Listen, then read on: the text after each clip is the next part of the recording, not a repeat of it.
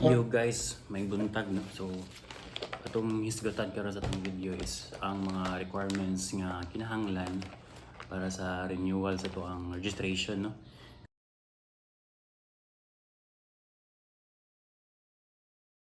So bago pa ko naka-renew and last year kay nagpa-package ko no, nasa pangutana if nindot ba nang magpa-package ka for the renewal no, and or ikagi mo process. So para nako experience last year okay sa pa-package, less imong hassle pero mo gyapon ikagyapon mo adto sa MVIS no, motorcycle vehicle inspection nga kuan center para ikuan yung mga motorcycle dito kung makapasar ba or dili no.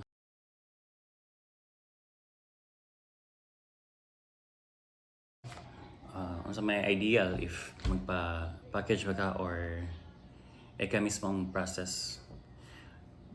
For me, okay na siya ang package if busy jud kay ka. Pero para magud ako kay mas okay tong ikagi ma-process kay nakita mo gud nako nga lahi sila og kung ano ang OR nila. Kani ang OR na mo gud siya QR code no sa kaning gikan gud sa LTO. Pero sa katong nagpakuan ko nagpa-package kay ilang OR wala siya QR code. Siya QR code ug wa pud siya tax number no, kani tax number. Napa-package ko katong naka-question ko lang. Legit ba ganing pa-package ko no? And mahal sad ang kuan. Kanang nabayaran ako sa katong napa-package no sa natural package isa na yung kuan trabaho. Di ba? So, mahal siya guys. Para nako mas okay kung ikay mo process if na kay time. Nam sila kay time bit siguro. Depende naman ginani mo. Okay, so kani, unsay requirements para sa MVIS o sa emission test no.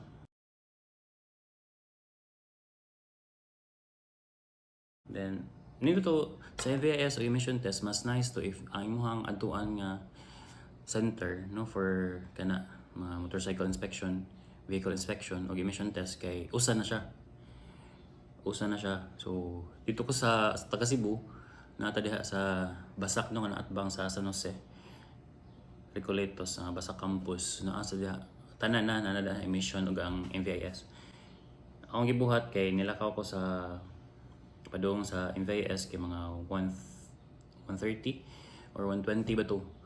Dito ko so process dito ni ko sa encoding na siya first na mangita mo tanara kas guard ang sa first step no asa man sa ibutang nga dito nga mga signages para sa step no for the kuan kanang test no emission sa MVIS. So ang gibuhat kay nagdako sa kuang photocopy daan sa kuang OR o CR katong old ni mga kuan OR no tong padung ma-expire here after sa encoding kay linya ka sa cashier no. Sure ito nga dili pa kay daghang tao sa cashier. Pero ndugay gyapon ko kay mo lagi na sa kay Sinsiyo pa. So human kog bayad kay dito na ko sa katong sa ilahan yung center no nga or sa ilahang katong area nga asay test no ipadagan yung motor dito.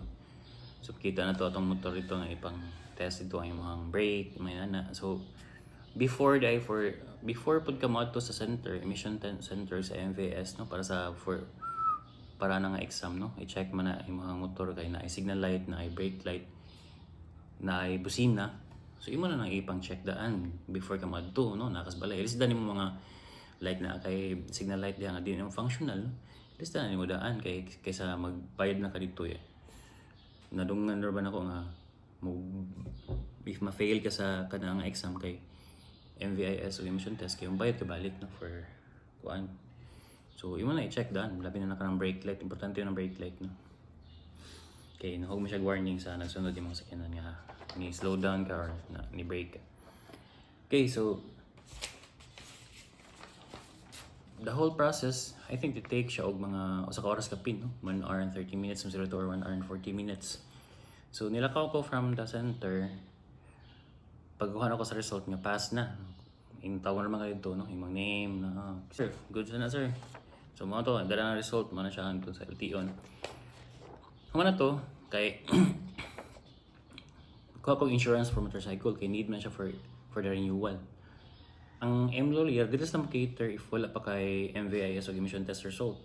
So mo to nagkuha ko dahil MVIS tanan man siguro ang insurance nga maghatag ana kay murag need sila sa katong result sa imong MVIS. So mas nice to ang process kay mag-una jud ka, dapat mag-una jud ka sa MVIS o emission test before ka magkuha insurance, no. I don't know, wako ka try pasad nga magkuha dag insurance daan. Tagaan ba ka sa insurance company, no? Magkuhan kana insurance para sa motorcycle. So, mga to, nakakuha na ako sa Mlhuiller, no? Ang nabayaran din ako sa MVIS kay 560. So, 560 din sa ako ang insurance kay nakabayad ko dito og 396, no? So, 560 og 396, pila man na?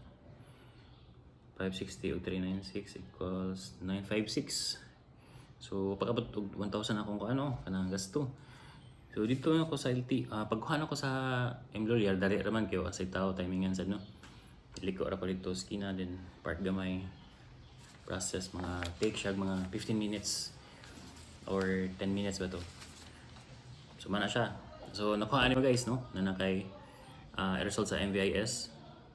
Mga totong papel na i-check nga pass and imong motorcycle insurance, no, or vehicle insurance gikan sa any company nga katagan na insurance, no. So so mo na to 560 og 296, so 956. So dito na ko LTO ni try ko kay hapon naman siya, no. So nako mingaw na siguro ron basig napasay bakante for the numbers nga ila i-process, di pa kay number man na nga supposedly siguro offices if open pa siya or timing masagot ko kay bis mingaw siguro. So mo to dito sa LTO nabot ko mga madong 4. So ano to guys, dito na ko nakatana ko if asa ang process sa ako na registration. So man sir, dito sir, so lang dito gang kog form dali ra. So man na dito ko sa guard gang kog form man evaluate to tong kuan atag sa evaluation human ato sa cashier. So nabayaran ako dito guys kay 262 ra, 262. So 262 kana.